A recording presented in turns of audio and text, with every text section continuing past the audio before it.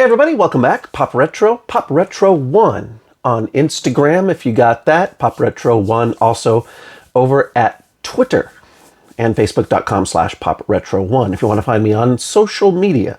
So today, just going through stack number 2 of 3 stacks of new Blu-rays and DVDs that I've picked up over the last little bit here. And this one is sort of a stack of family films, some animation, and comedies and dramas. Okay, and yesterday I did a video on with a stack of fantasy movies and comic book superhero movies that I've picked up, and the next video after this one I will do on new horror and exploitation pickups. So I had such a big stack, I just sort of divided it all up into 3 different stacks to go through, so that I wasn't going through 40 new movies or 30 or however many there are. So here we go, starting out with the first one. Here we have Jay and Silent Bob Reboot. Now this is the new one. What year did this come out? This is a Lionsgate release, and I think this just came out like last year. 2020 it looks like. So I've not seen it. I was I think a freshman in college way back when the first Clerks came out, and always interesting to check out and see what these guys are up to whenever they resurface in Kevin Smith's movies. Up next we have a nicely packaged from Paramount. Is this one of their Paramount Plus? It's just a regular Paramount release, but this is Reds with Warren Beatty and Diane, Keaton, Jack Nicholson. And this came out in 1981, and kind of highly sought after. It's about, these 2 people. Where's it at? Let me see if I can get to the right place where I can read you some of the description. Beatty and Diane Keaton portray activists, 2 journalists whose romance is punctuated by the outbreak of World War I and the Bolshevik Revolution. And so it just sounded interesting to me. I'm also a journalist in my professional life. So I thought I'd never seen Reds, although I've read about it before. So this is a brand new release from Paramount, and so I picked it up. Up next, and this is an old favorite, we've got Aladdin from Disney. And I haven't watched Aladdin in a long time, and this is one that I've never had in the collection, so this will be especially good for when the little nieces and nephews come over, of which I have many. Next, this was a used pickup I found at one of the used shops. Hoosiers from 1986, one of my favorite sports movies. Gene Hackman coaching a basketball team. This was one of those ones we watched back in high school and junior high school, that to inspire us and pump us up, get us ready for the big games. Those of us who played sports and were athletes back then, it was one of the favorites. Up next from Shout Select, this is another one that was on sale. Nighthawks. This is one of those ones I found on I guess maybe a Black Friday or a Cyber Monday or something deal over the past week, and I'd had this one on my to-get list for quite a while, and I just never saw it at a decent price or a price that I wanted to pay for it. So it finally did dip below that threshold, and I picked it up. This one came out in 1981, of course, Sylvester Stallone. And one of his earlier films, this was just before Rambo, about 5 years after the original Rocky. And we have a triple. This is another one I waited to purchase, but finally picked it up. And we've got all 3 Bad Boys movies. I remember watching the original Bad Boys at the theater back in, 1996? Is that right? 95. So it was 95 and then 2003 for the second one. And the last one came out in 2020. And I held off buying the first 2 because I wanted to wait for a Blu-ray to just have all 3 of them, as I'm sort of in a shelf-saving mode as well. So, you can see it's just a regular sized case. So it's kind of nice to get 3 movies, all 3 of them in there. without it taking up a bunch of space. Next up, we have from, release this one, Lionsgate. It is L.A. Story with Steve Martin. That's a nice slipcase on that one. And Steve Martin back in the early 90s, a little kind of a comedy, romantic comedy. I vaguely remember it. I know I watched it back then. It aired on, cable several times. Take a look at the inside, same art, same back it looks like.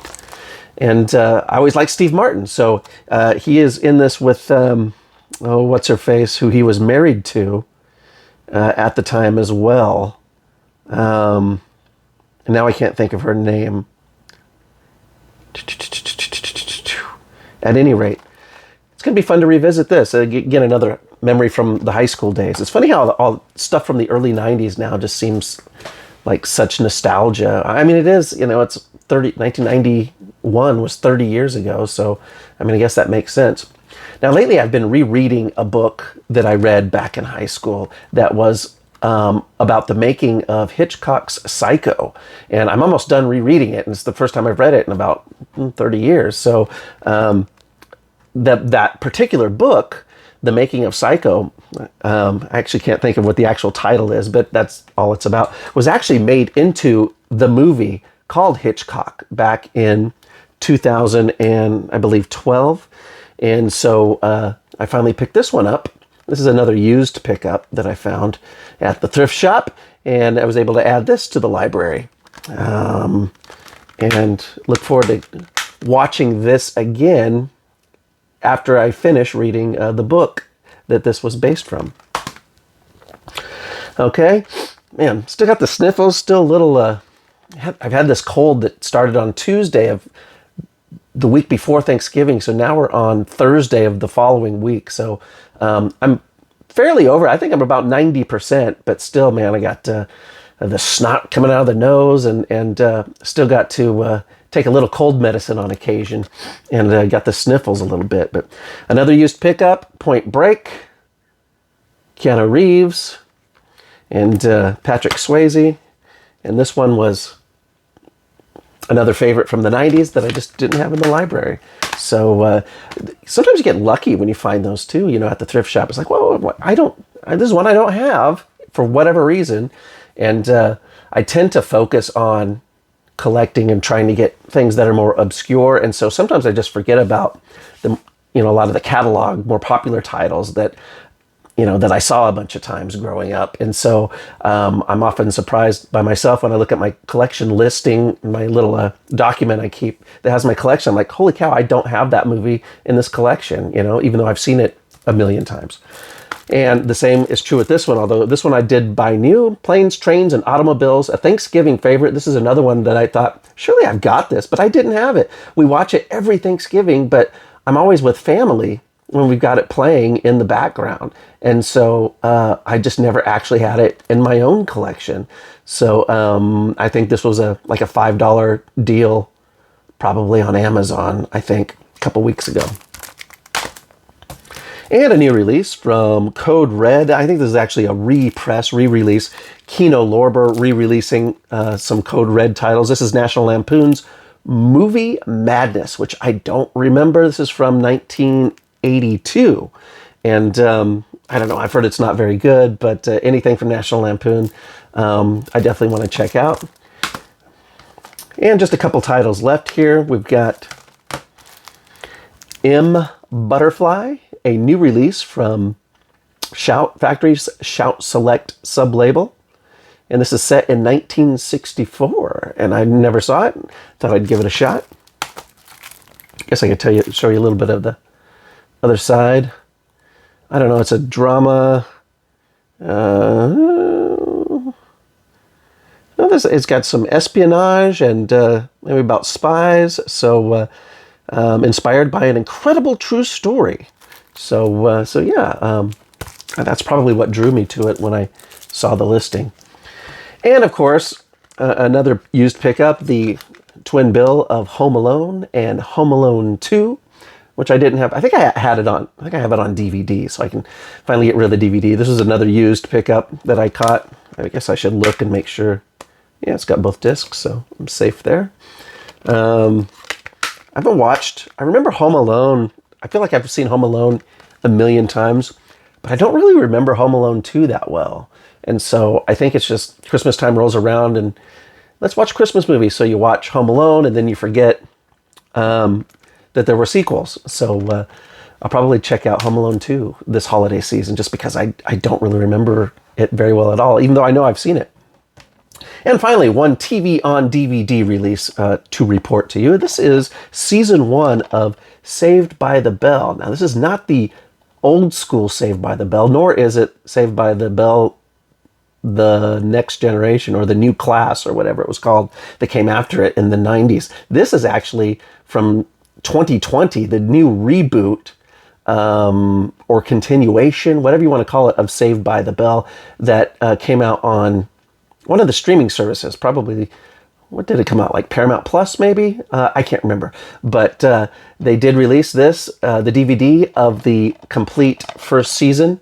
And I thought, oh, I want to pick that up because I do have all of the original series and the New Class on DVD. So I just wanted to continue with the collection. I did not watch this. I don't have any streaming services except for Prime Video. Every once in a while, I'll borrow a family member's Netflix if there's something I really want to catch. But, you know, I've got so much physical media and a lot of stuff that, frankly, just you don't find on a lot of the streaming services. So I just tend to not subscribe to them and save that money. So this one's good to have on physical media for me. So there you have it. Let's see how it took me about 12 minutes to get through this. It took me 15 minutes on the last one. So I was trying to be a little bit quicker and try to talk a little less about each one just so I can get through the stack and just show you a little bit of what I picked up. And maybe you see something in there that you like that you didn't know was out there and you might want to look it up and give it a shot and see if it's something you want to add to your collection too. So, hey, hope everybody's off to a good December and I will catch you really soon on the next video.